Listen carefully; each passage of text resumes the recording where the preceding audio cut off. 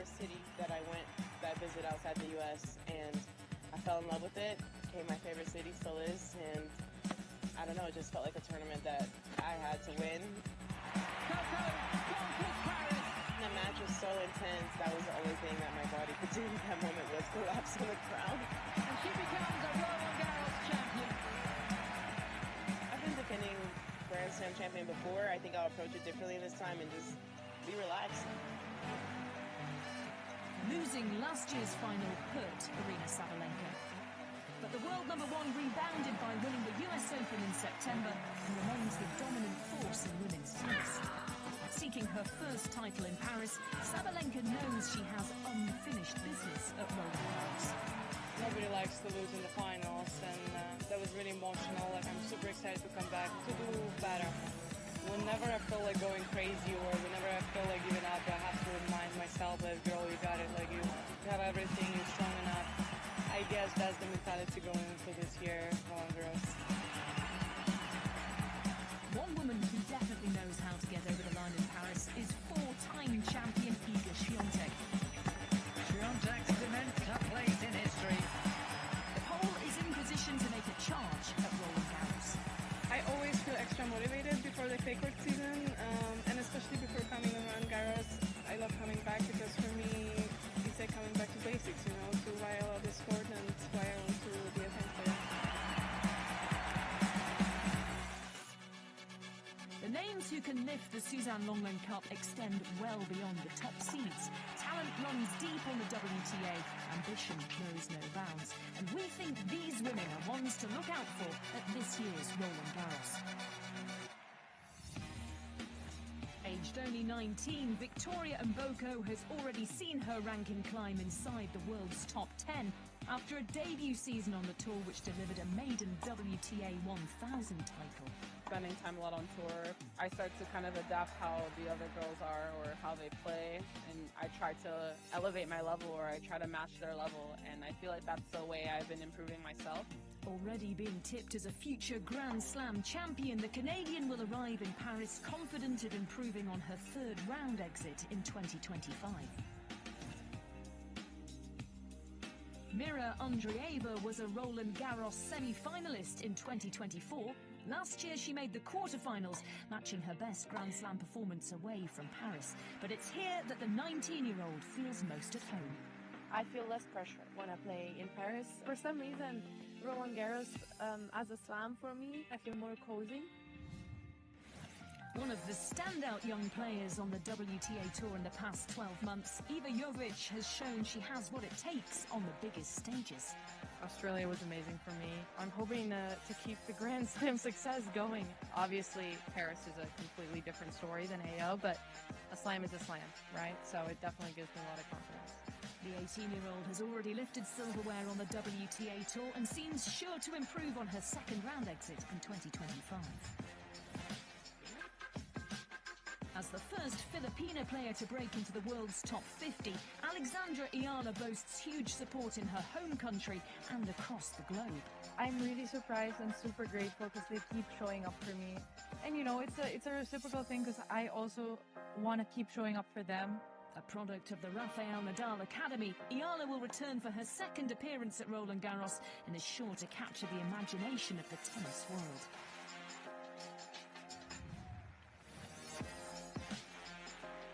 One of the stories of last year's tournament, Loïs Boisson's blockbuster run to the semi-finals enthralled French fans and saw her become a home heroine.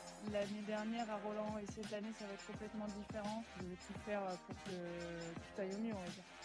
Though she struggled with injuries in the second half of last season, with the famous French support behind her, Boisson may once again give French fans something to celebrate. Paris.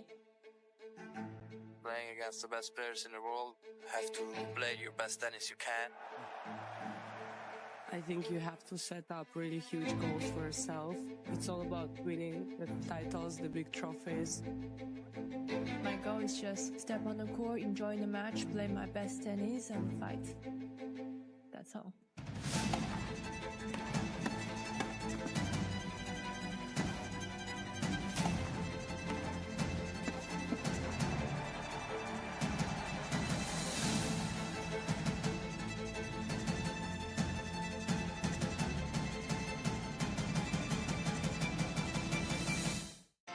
With the two-time defending champion Carlos Alcaraz missing from this year's draw, the battle to lift the Coupe de Mousquetaire is going to be fiercely contested.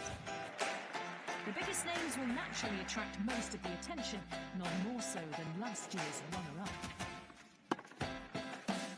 Being part of this last match, last year has been amazing. So I'm very happy to go back from Paris, and we try to put ourselves in the best possible position to be as performant as possible. This is a tournament I haven't won yet, Grand Slam, big tournament, so let's see. Novak Djokovic made the final of the Australian Open and still remains one Grand Slam away from that elusive all-time record. The Serb turns 39 just before Roland Garros and has learned how to peak for the majors. I do everything I possibly can to play my best tennis at Grand Slam. I still like my chances best of 5 on a big stadium. I've been in that situation so many times. The experience and mentally also gives you a little bit of an edge, a little bit of advantage. Alexander Zverev has taken his form on the hard courts into clay. The German has pedigree at Roland Garros. He's made the semi-finals or better in 4 of the last 5 years, and he's eyeing up that elusive, career-defining win. I'm very excited. Roland Garros is a place that I absolutely love, and I love playing there. I feel like every slam that I play, I have a great chance. I feel quite confident, and my game is at the right place. I do believe in myself. While the top seeds might be the obvious choices in predicting who could win in Paris, there's a raft of supremely talented players who are primed to take their opportunity to make a mark on the big stage.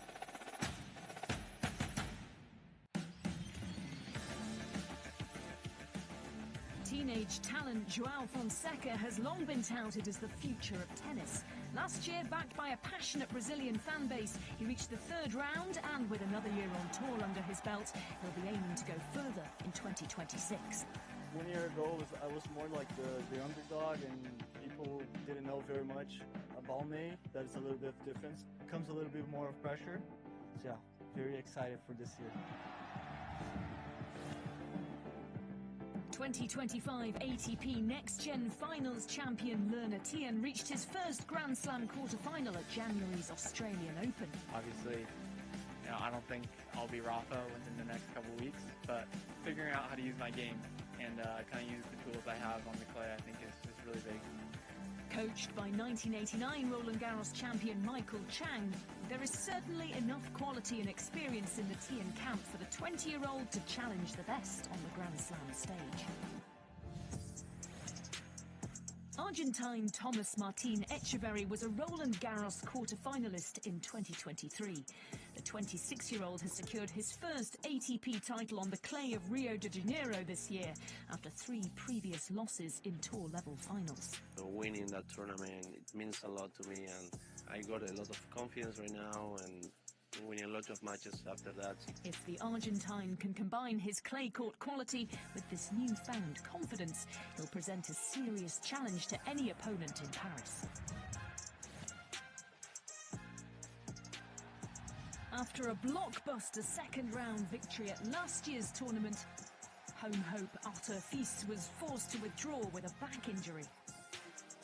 After a steady return, Fils has been firing on all cylinders this clay court season, winning an ATP 500 title in Barcelona and backing it up with a semi-final run at the Madrid Masters.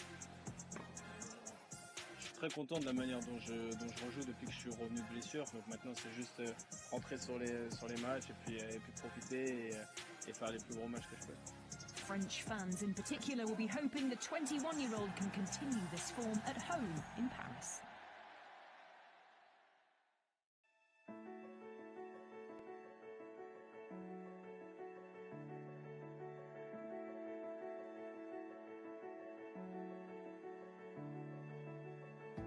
This horizon, it's shining. Seems the daylight knows this is our time now.